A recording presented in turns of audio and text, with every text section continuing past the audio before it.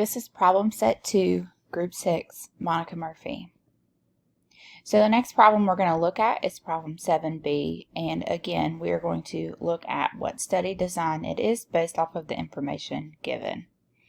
So we have 750 adult females working for the VF Corporation were first examined in 2020, and at the exam were classified as to the presence or absence of the coronary heart disease.